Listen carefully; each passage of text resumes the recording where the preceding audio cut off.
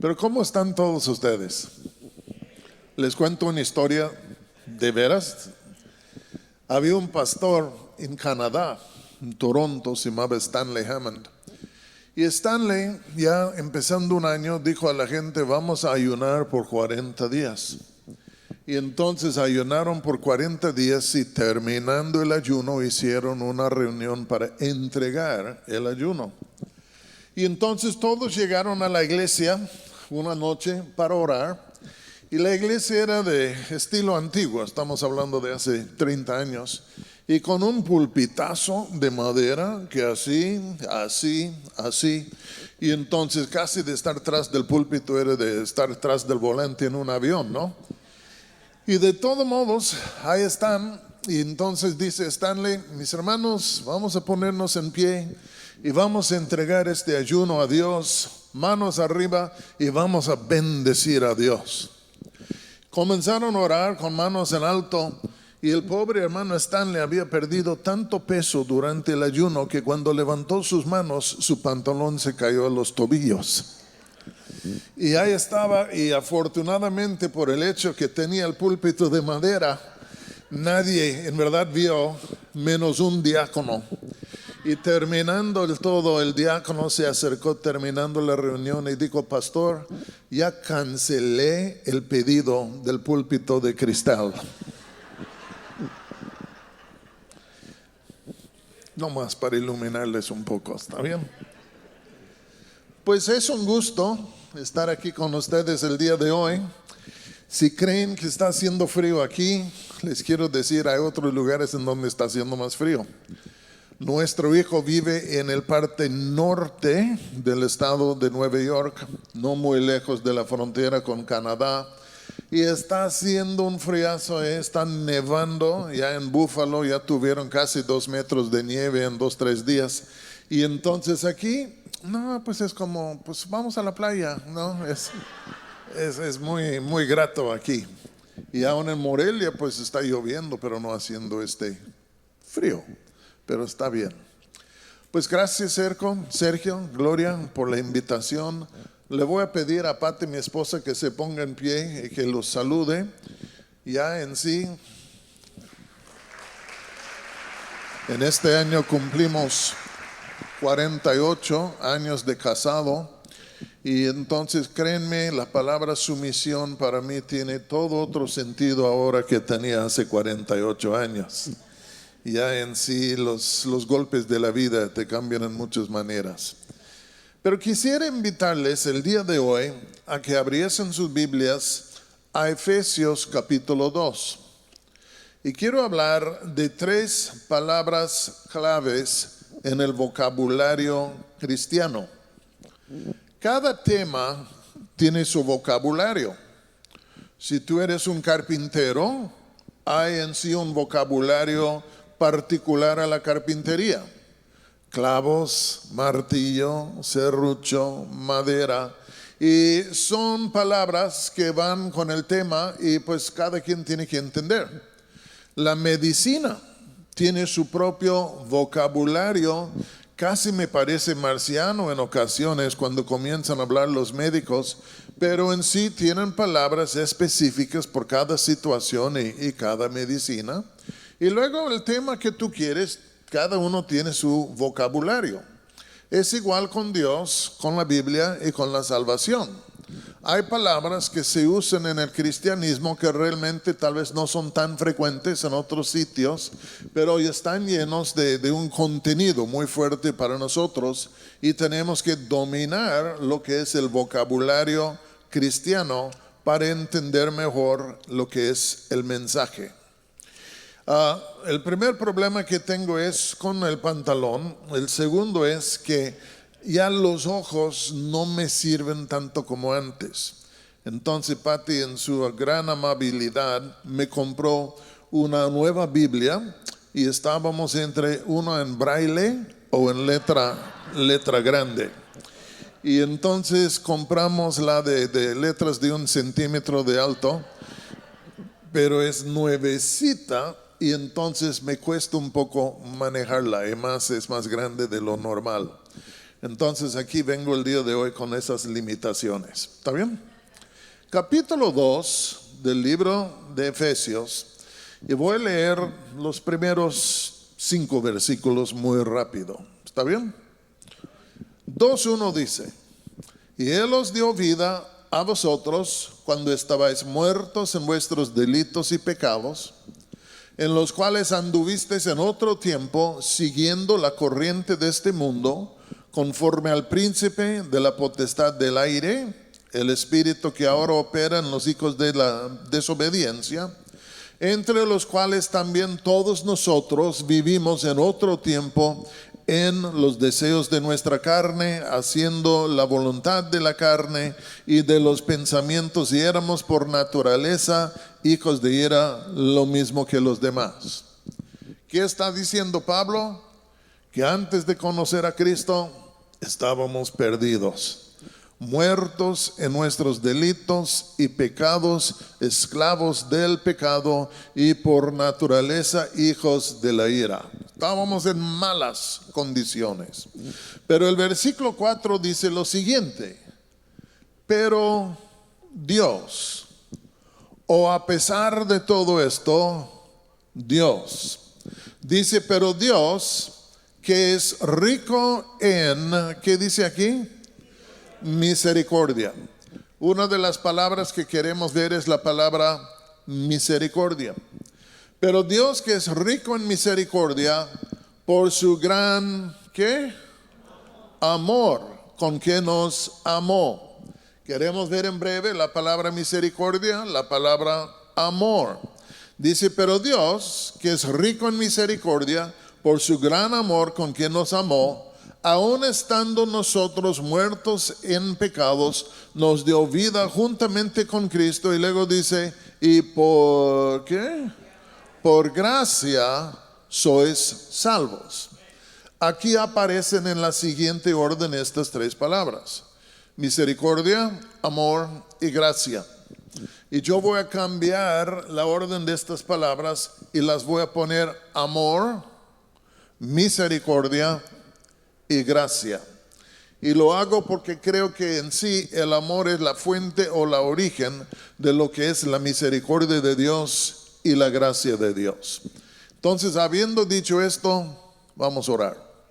Señor, te pido mucha gracia en esta mañana para compartir tu palabra.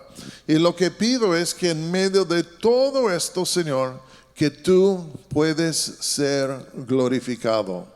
Nuestros ojos pudieron ser abiertos, tú pudieras ser revelado, y todo esto podría producir en nosotros un peso de gloria para ti.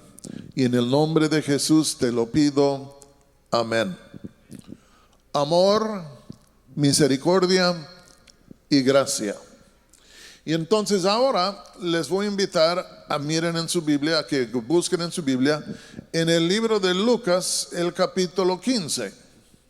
Y ahí vamos a hablar un poco de una parábola muy famosa, tal vez la más famosa de todas las parábolas que Jesús habló, y es la parábola del hijo pródigo.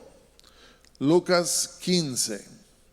Yo creo que casi todo el mundo ha leído esto, han oído de esto en alguna manera. Hasta es una frase cuando decimos que alguien es un hijo pródigo, todo el mundo entiende lo dicho. Y entonces en el capítulo 15 encontramos 3 parábolas de parte de Jesús, y todas las 3 tienen algo que ver con algo o alguien que se perdió. Empieza hablando de un pastor que tenía 100 ovejas y ¡pum!, uno se perdió. Luego, después habla de una mujer que tenía 10 monedas y se le perdió una moneda. Y luego se cambia un poco, pero llegamos a la situación de un hombre que tenía 2 hijos y uno de los 2 hijos se perdió, aunque se puede hacer el caso que el otro también estaba perdido. Pero vamos a enfocarnos en el menor, el segundo. Entonces 15:11 dice lo siguiente, 11. También dijo, la parábola del hijo pródigo, también dijo, un hombre tenía 2 hijos. Bueno, no sabemos quién era este hombre, no sabemos en dónde vivía. Lo que sí sabemos es que era un hombre rico, tenía una hacienda, y este hombre no solo era rico, de buena fama yo creo, pero este hombre, aunque no conocemos su nombre, sabemos esto, que tenía 2 hijos. Ya por tener 2, solo tenía el mayor y el menor. Y el gran parte de la parábola se gira alrededor del menor. Y esto es lo que queremos ver. El hijo mayor era un muchacho muy trabajador, muy responsable, yo creo un poco orgulloso, pero este fue el mayor. El menor era todo lo contrario. Se me hace que era flojo, que no quería trabajar y que era irresponsable. Y ustedes conocen la historia que un día él llega allí con su padre y dice: Padre, por favor, dame el parte de los bienes que me corresponden. Y entonces tú y yo decimos: ¿y qué onda? ¿Qué está diciendo? Lo que el muchacho estaba pidiendo era esto, su herencia. Estaba diciendo: aunque no te has muerto todavía, de todos modos me gustaría que me adelantares todo lo que sería mío en el caso de que murieres, todo lo que sería mi herencia. Y está pidiendo su herencia antes de que su padre hubiera muerto. Yo en la vida real no creo de haber oído de un caso parecido. Este es único. Y aún en todo lo que me dicen de la literatura del mundo antiguo, de los tiempos de Cristo, es un ejemplo único. Pero aquí encontramos un muchacho flojo y irresponsable, distante de su padre, que se atreve a acercarse a él y pedirle lo que era su herencia antes de que muriere.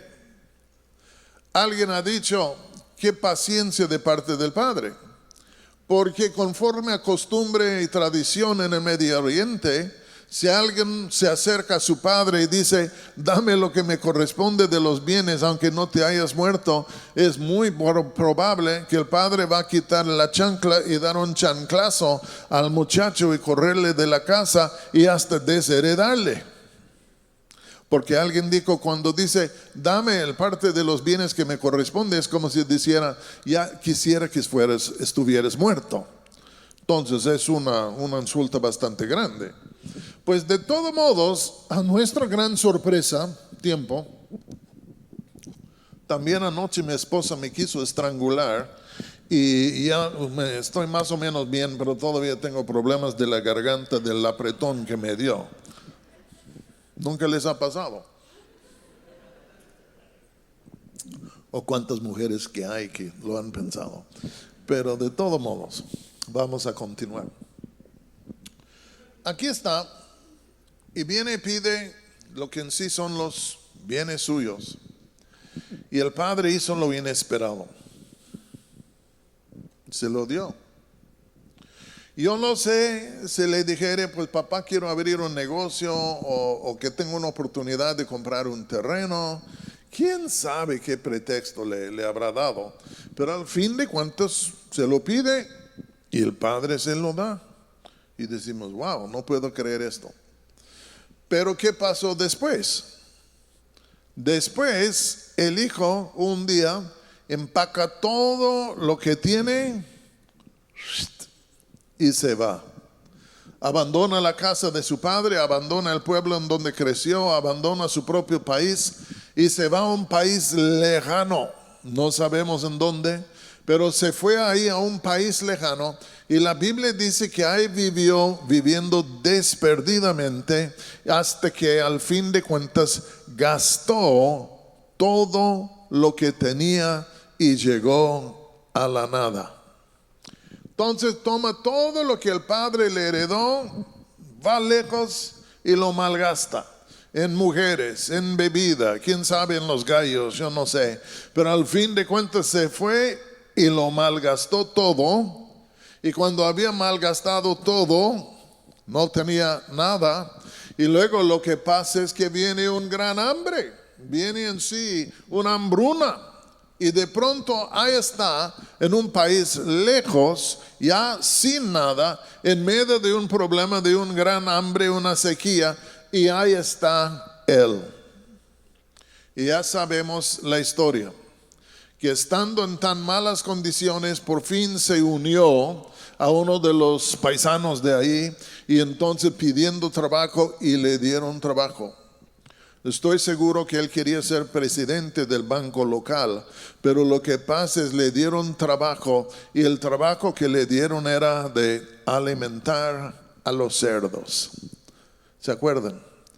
Y ahí estaba él día tras día, tras día, tras día, alimentando los cerdos, y yo creo envidiando los cerdos, porque ellos estaban comiendo mejor que él. Él les está dando comida, y te da a entender más o menos que él les daba la comida, pero que él quería tener la comida que estaba dando a los cerdos.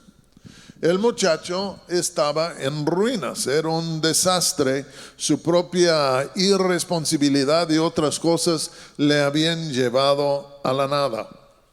Yo creo que todos nosotros hemos conocido casos parecidos hoy en día, si no hemos sido nosotros mismos el pródigo. Pero todos nosotros conocemos de casos que un hombre trabaja toda la vida, hace bien su trabajo, logra ahorrar mucho y luego entrega todo en manos de un derrochador, y adentro de poco ya no hay nada. ¿Están conmigo?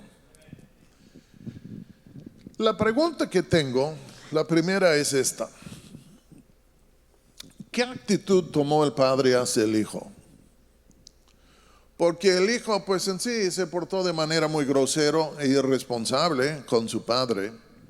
Pero mi pregunta es si el padre dejó de amarle o si el padre siguió amándole. Porque hay golpes y hay insultos que pueden venir en este mundo entre parientes y hasta hijos y padres, que al fin de cuentas el golpe es tan fuerte que el amor se acaba. Y puede convertirse en una amargura, puede convertirse quién sabe en qué.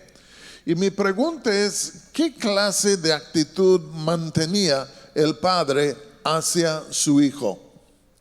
Y yo creo que puedo decir, sin temor de contradicción, de que el padre, a pesar de la mala conducta de su hijo, el desprecio y la insulta que le dio, yo creo que el padre siguió amando a su hijo. ¿Por qué lo digo? Porque cuando vino el hijo, el padre sale corriendo hacia él y le da un beso y le restaura. Yo creo que voy muy rápido por el tiempo. Tenemos que hacernos la pregunta siguiente, y es esta: la raza humana, Dios la creó, Dios la bendijo, Dios dio quién sabe cuántas grandes cosas a la raza humana. Y la raza humana le dio la espalda a Dios, cayó en la rebelión, le rechazó, se fue lejos de lo que es en sí Dios. Y siempre la pregunta es, viendo esta rebelión y este desprecio de parte de la raza humana, ¿cuál es la actitud de Dios hoy en día con respecto a nosotros? Y la verdad es, sorprendentemente, que Dios, a pesar de la maldad, la grosería, el desprecio, la insulta que la raza humana le ha dado a Dios, Dios sigue amando a la raza humana. ¿Están conmigo? Dios a nosotros nos ama. Y yo creo que muchas veces, yo he dicho muchas veces, que la doctrina para mí, de toda la Biblia, la doctrina más difícil para mí de creer es que Dios nos ama, que nos sigue amando. Ok, Dios es eterno, Dios que es creador, Dios es esto y Dios es tal. Pero siendo yo un ser humano, conociendo algo de las emociones humanas, y todos ustedes igual, para mí la gran sorpresa es, el gran milagro es, que a pesar de toda la maldad de la raza, Dios sigue firme en su amor. para con la raza. Y este amor que Él tiene para con nosotros, en verdad, se ha expresado en la cruz del Calvario. Porque todos hemos pecado, todos somos rebeldes, todos somos necios, todos le hemos blasfemado. Y en sí, si Dios hubiera lavado las manos y hubiera dicho, pues siguen en su camino, el infierno les espera, sin haber dado su Hijo como un remedio, yo le podría justificar. Pero Dios, a pesar de nuestra maldad, se fue la segunda milla, si voy a decir esto, y dio su Hijo Jesucristo en la cruz del Calvario para preparar, para dar un camino de salvación para todos nosotros. Y es muy común que muchos andan, pues nadie me ama, ni mi perro me ama, y tantas cosas, y se sienten muy así. Pero tenemos que entender que Dios sí nos ama, se reveló en la cruz del Calvario. El hecho que Dios nos ama no quiere decir que no nos juzgará, porque nuestro Padre Celestial es el Rey de todo el universo. Y entonces Él, por ser Padre, puede amar a sus hijos, pero por otro lado, por ser el Rey, tiene el deber de apoyar y establecer la ley, y no puede estar perdonando personas sus pecados por palanquismos familiares. Y entonces Dios tiene que ser justo en sí. Pero al fin de cuentas, lo primero que veo aquí es que Dios nos ama, y veo que el Padre siguió amando al Hijo. Este amor de Dios para con nosotros en sí es el ancla de la esperanza que podemos tener tú y yo. Si Dios no nos ama, no hay esperanza. Pero si Dios nos ama, sí hay esperanza. Porque quiere decir que Él hará todo en su poder para ayudarnos, para levantarnos, para salvarnos, para ponernos sobre nuestros pies. Y por eso mandó su Hijo a la cruz del Calvario. Mi esperanza no está en mi justicia, mi esperanza no está en mi capacidad, mi esperanza no está en nada que hay en mí, pero lo que me da esperanza es el amor de Dios. Y es un amor de Dios que sí perdona todo, porque la sangre de Cristo cubre todo, y los que acuden a Él sí pueden encontrar perdón. Pero la primera palabra, y vamos muy rápido, y más no veo bien el reloj, entonces ahí vamos, porque no traje mis lentes. Pero al fin de cuentas, hay tres palabras, y el primero es amor. Dios es amor. Creo que es en Deuteronomio. Dios dice: ustedes están preguntando por qué les he escogido y por qué les he amado, y les voy a decir por qué les amo. Y el pueblo de Israel: ¿por qué? Porque somos tan guapos, porque somos numerosos, porque somos tan justos. ¿Por qué nos amas? Porque les amo. Nos amas, pero ¿por qué? Y dice: porque yo les amo. Dios es amor, y Él nos ama no por algún bien que hay en nosotros. Él nos ama porque Él es Dios y Él es amor. ¿Me estoy explicando bien?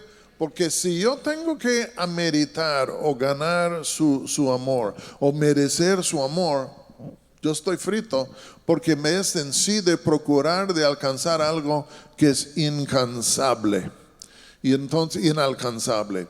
Y entonces tenemos que entender: Él nos ama, y esta es nuestra esperanza. Bueno, volviendo al Hijo, el Hijo estaba en el país lejano y no le iba bien.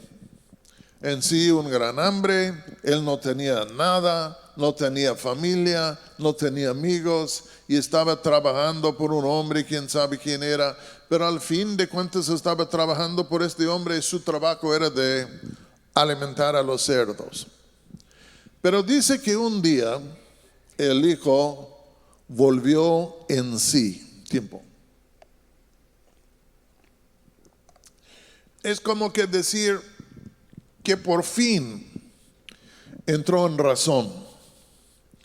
Por fin comenzó a pensar bien las cosas. y volvió en sí como si hubiera estado fuera de sí. Y la verdad es, el de rebelarnos en contra de Dios es una locura y es como si estuviéramos fuera de nosotros. Pero al fin de cuentas este hombre vuelve en sí y comienza a razonar. Aquí estoy yo, en este país lejano, muriéndome de hambre y de vergüenza. Y no tengo ningún futuro aquí en el mínimo. Y aquí estoy yo ya muriéndome de hambre en sí, envidiando a los cerdos. Y es como que dijo, ¿y qué hago aquí? Los jornaleros en la casa de mi padre comen mejor que yo. Y entonces yo en un sentido, pues ya en sí ya no soy digno de ser su hijo. Pero tal vez yo puedo regresar a la casa de mi padre y pedirle trabajo como un jornalero. Ya no tengo en sí, ya no tengo derecho, ya no tengo en sí la palanca de decir, soy tu hijo, ayúdame. Pero si le podría convencer nomás para hacerme uno de sus jornaleros, está bien, voy a comer. Entonces dice que vuelve en sí. Y en esto ya vuelve en sí, decide irse a casa. Y yo creo que en todo el camino está haciéndose la pregunta, ¿y cómo lo hago para acercarme a mi padre? ¿Por cuál lado me acerco? ¿Cómo lo hago? Y parece que tomó lo que voy a llamar el lado de la humildad y la honestidad. Porque su táctica, su plan era esto, de llegar a su padre, yo creo, contrito y humilde, y decirle lo siguiente: Padre, yo he pecado en contra del cielo y en contra de ti. Ya no soy digno de ser llamado hijo tuyo, pero por favor, permíteme trabajar por ti como uno de tus jornaleros. Lo que encontramos es que se volvió en sí y se puso honesto, como que comenzó a pensar bien, se humilló en su corazón. Y esto me hace pensar en todos nosotros, porque todos nosotros realmente el pecado nos aloca, y cualquier que camine, que anda, que abrace en el pecado no ha vuelto en sí, sino que está fuera de sí. Pero hay momentos, y gracias a Dios por estos momentos, cuando la palabra de Dios cae en nuestro corazón como una luz. Cuando la palabra de Dios cae en nuestro corazón como un grano de trigo, pero es un trigo de verdad. Y de pronto la verdad nos llega y la luz nos llega y comenzamos a volvernos en sí. De comenzar a pensar bien.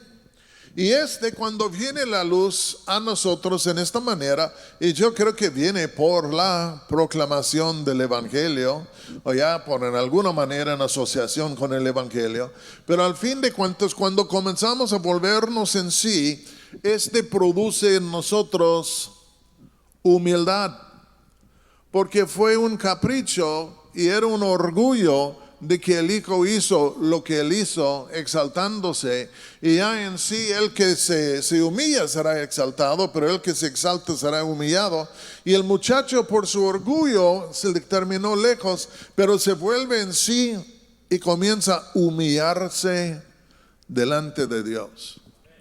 ¿Saben ustedes que todos los problemas de la raza humana se deben a un momento cuando Adán y Eva se enorgullecieron y decidieron de hacerse como dioses, creyendo que podrían hacer esto, y fracasaron terriblemente? Pero era un momento de orgullo y parece que se quedaron atorados en este orgullo, y todos los que nacen de ellos son contaminados con esto, y por eso nosotros somos un desastre.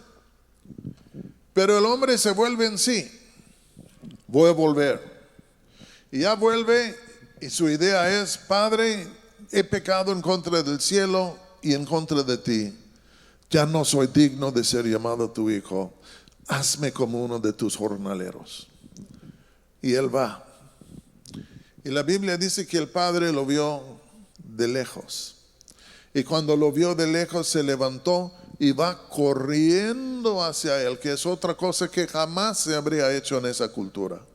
Y de todo modo se va corriendo hacia él y le ve y le agarra y le da un beso. Y el beso es de recepción, te vuelvo a recibir.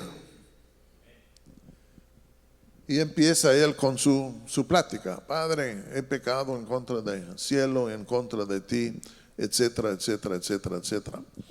Y el padre, ustedes saben, traigan en sí el becerro engordado, traigan la túnica, traigan el anillo, etcétera. Pero lo que quiero decir es la segunda palabra, la primera era amor, la segunda era misericordia. Misericordia. Y el hombre llega, el hijo pródigo, y ahí está delante de su padre, empieza con su platiquita, y el padre le corta y luego dice, tráiganme esto. Pero lo que voy a decir es que en el primer lugar, el padre le tuvo misericordia, le perdonó y le perdonó todo. Hay días que me gusta definir la palabra misericordia de esta manera. La misericordia es cuando Dios no nos da lo que merecemos. Cuando Dios no nos da lo que merecemos. Porque ¿qué merecía este muchacho? Nada. El padre, por la ley de Moisés, podría haber mandado apedrear a su hijo, le podría haber desheredado de una vez, le podría haber golpeado, podría haber hecho cualquier cosa, y lo que hizo es que en sí le perdonó, le tuvo misericordia. Y yo digo, wow, pero yo digo, ¿en dónde empezamos tú y yo delante de Dios? Por cuanto todos pecaron y son destituidos de la gloria de Dios. ¿En dónde empezamos nosotros? Al que no conoce a Cristo, como leímos al principio, está muerto en sus pecados y sus delitos, pero también por naturaleza es un hijo de la ira, que quiere decir su herencia de parte de Dios es la ira de Dios. Pero al fin de cuentas venimos delante de Dios, nos humillamos delante de Dios y Dios nos perdona. No nos da lo que merecemos. Y yo digo, wow. ¿Y en dónde empieza esta misericordia? Cuando nuestro corazón dobla la rodilla ante Él. Porque si no nos humillamos, si no doblamos la rodilla de nuestro corazón delante de Él, no hay entrada, no hay acepción. Si este hijo hubiera regresado con soberbia, pues aquí estoy, papito, ya me debes y ayúdame, écheme la mano, no seas mala gente. Por fuera, tuvo que humillarse delante de Dios. Tiempo. Te hago una pregunta. ¿Tuviste que humillarte delante de Dios el día que te convertiste? Yo sí. Yo tuve que humillarme, tuve que decir la verdad, tuve que arrepentirme. Y por otro lado, ¿cuántas personas conocemos que siguen fuera del reino de Dios? Y es porque no quieren humillarse. Porque el pecado original del hombre es el orgullo y no podemos avanzar con Dios si no abandonamos lo que es el orgullo y volvemos a humillarnos delante de Dios. Yo necesito la humildad para entrar y yo necesito la humildad para permanecer, para perseverar. Y realmente debo yo crecer en la humildad. Pero Dios en su amor no le dio lo que merecía, que habría sido juicio.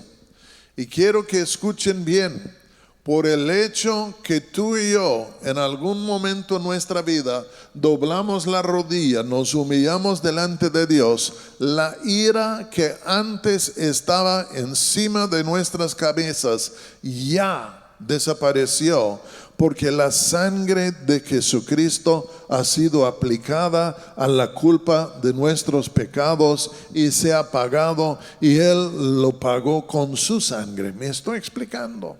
Y yo digo, wow, qué misericordia. Y entonces lo que pasa es, llega allá, Padre, no soy digno de ser llamado tu hijo. No. Traigan en sí la túnica, la mejor que tenemos. Traigan en sí lo que es en sí el becerro engordado y vamos a prepararlo. Traigan en sí el anillo, traigan en sí huaraches. Pero de pronto el Padre no le dio lo que merecía y le dio lo que no merecía. Y la palabra gracia quiere decir esto: favor inmerecido. El Hijo no merecía ser restaurado como hijo del Padre debido a su pecado, pero de todos modos el Padre lo restauró como su hijo, y era un acto de gracia. En misericordia no le juzgó y en gracia le restauró. Y de pronto, cuando el hijo dijo, yo no soy digno de ser llamado tu hijo, la verdad es que lo que decía era la verdad. Ya no era digno de ser llamado el hijo de su padre. Había en sí abandonado esto, en sí había insultado a su padre, había traído una infamia sobre toda la familia. Ya no era digno, él abandonó esto. Pero cuando se humilló y Dios le perdonó, Dios también le restauró. Y de nuevo le hizo hijo suyo. Tú y yo, fíjense bien, la Biblia dice que tú y yo también somos hijos e hijas de Dios. ¿Merecemos esto? ¿Tenemos con qué comprar esto? ¿Tenemos con qué reclamar y decir, tú me tienes que aceptar como un hijo? No, nadie amerita tal cosa, pero es por la puritita gracia de Dios que nace de su amor para con nosotros, y al fin de cuentas somos hijos e hijas de Dios por la pura gracia de Dios, favor inmerecido. Y esto nos regresa a lo que es el amor de Dios. Yo tenía un tío y fue adoptado. Es cuando mi padre tenía 4 años. Su padre tomó pistola, mató a la madre de mi padre y luego se suicidó. Estaba mi padre ahí presente, atestiguando todo a los 4 años. Y entonces, pues ya en la familia la pregunta era, ¿y qué hacemos con este niño? Y entonces un tío, una tía, adoptaron a mi padre, le cambiaron su nombre y todo esto. Y luego lo que ellos hicieron es, pues por el hecho que es único, vamos a adoptar, porque mi abuela no pudo dar a luz. Entonces en sí, vamos a adoptar, y adoptaron un niño y una niña para según hacer familia. Pero el niño que adoptaron realmente no funcionaba. Y terminó un día empujando a mi abuelo por las escaleras. Terminó ya en la cárcel, en lo que era en sí California, y murió en el penitenciario en California años después. Pero lo que quiero decir es, su vida revelaba una cosa, y en un sentido llegó el momento de que ya no era digno de ser llamado lo que era en sí hijo de mi abuelo. Pero ellos en sí todavía, sobre todo mi abuela, no, este es mi hijo, este es mi hijo, este es mi hijo. Pero lo que quiero subrayar es esto: nadie aquí es digno de ser llamado hijo de Dios, punto. Nadie. Pero es por la pura gracia de Dios. Y les voy a decir algo para avanzar un poco más en el tema. Ya voy a terminar porque creo que el tiempo se está acabando. Tenemos 2 nietas adoptadas.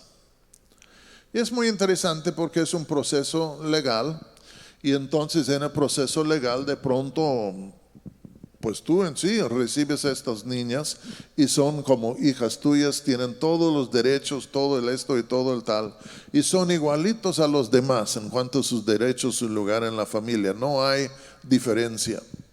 Y entonces la diferencia es esto: ya legalmente tienen todos los derechos de todos los demás y el lugar de todos los demás, pero la diferencia es que no tienen la misma ADN. Una de las niñas es afroamericana, color negro, ya su estilo es totalmente diferente en cuanto a la música, la comida y tanta cosa, su manera de hablar, y en sí legalmente es igual a los demás, pero en su ADN es diferente. Nunca va a tener la misma ADN, aunque esté en la casa y conoce la cultura. Y no es crítica, simplemente es un ejemplo. La Biblia dice que Dios en Cristo Jesús a nosotros nos ha adoptado y somos suyos, en verdad iguales al Hijo de Dios. En sí, somos hijos de Dios.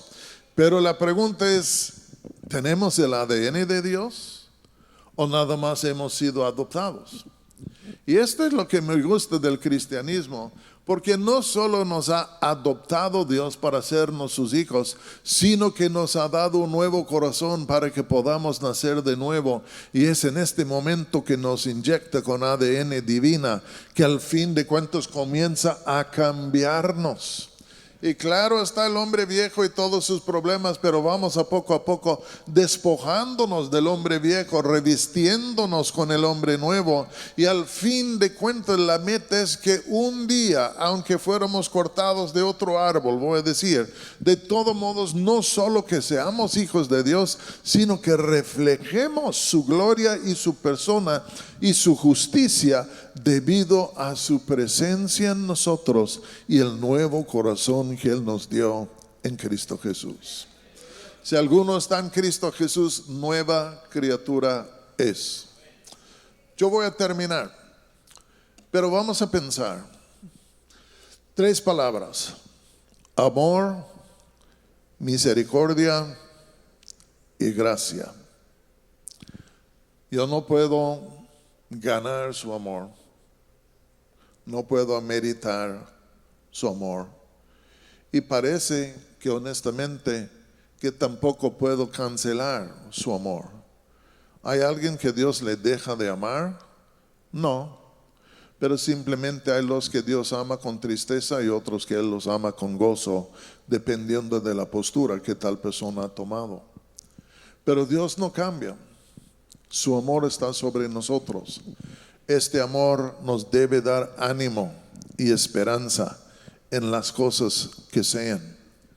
Pero en su grande amor nos ha tenido misericordia. Nos ha dado algo que no merecíamos. En sí nos ha perdonado, y a gran costo, el costo de su Hijo, pero nos ha tenido misericordia. Nadie puede entrar en el reino de Dios sin antes pasar por lo que es la misericordia de Dios. Es imposible. Pero también Dios no solo nos ha tenido misericordia, Dios nos ha dado su gracia. Y en esta gracia nos ha hecho suyos. Y nos trata a nosotros. La Biblia dice que en un sentido nos trata igual a nosotros como trata a Jesús. Porque Jesús es el primogénito entre muchos hermanos. Claro, es distinto porque es el Hijo eterno, divino de Dios. Y hay cosas, pero por otro lado tenemos como los mismos derechos, la misma entrada, la misma relación en algunos aspectos. ¿Y de dónde vino esto? De la puritita gracia de Dios, que al fin de cuentas nos hace de nosotros el pueblo más bendecido sobre la faz de la tierra y el único pueblo con un destino eterno bendecido que viene a nosotros de parte de Dios. Y entonces, si debiera haber un pueblo alegre, lleno de alabanza y canto en este mundo, somos nosotros. Porque Dios nos ama y en su misericordia y en su gracia nos ha hecho suyos. Y este no es nada de despreciar, este es algo de apreciar y de darle las gracias a Dios siempre por todo lo que nos ha dado gratuitamente en su Hijo Jesús. Hoy en día todo Monterrey está temblando por el frío, pero hay un pueblo que su corazón se goza, no en las cosas de este mundo, sino en las cosas celestiales del Hijo de Dios y de Dios Padre. Vamos a ponernos en pie.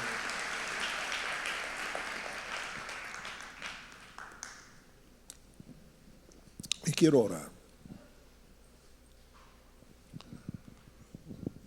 Padre, te damos las gracias por tu amor.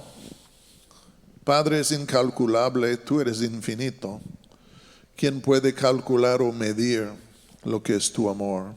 Nadie puede. Pero te damos las gracias por tu amor, por lo cual nos has creado, por lo cual nos has redimido. Gracias por tu amor en que tú nos acompañas todo el día. Gracias por tu amor. Padre, gracias por esta misericordia que tú nos enseñaste hace tiempo, cuando en sí, por fin volvimos en sí y venimos a ti.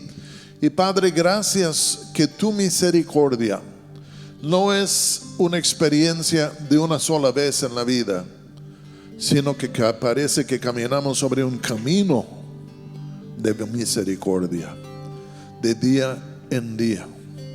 Dios es bueno y su misericordia es para siempre.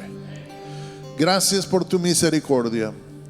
Y Padre, gracias por la gracia, el favor inmerecido, infinito, que tú has derramado sobre nuestras vidas. Te bendecimos el día de hoy. Bendecimos a tu Hijo el día de hoy.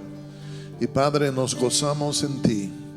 Y yo pido por Monterrey que miles y miles y miles, si no millones de personas aquí un día pudieran conocer el amor de Dios en Cristo Jesús. Y en el nombre de Jesús te lo pido. Amén.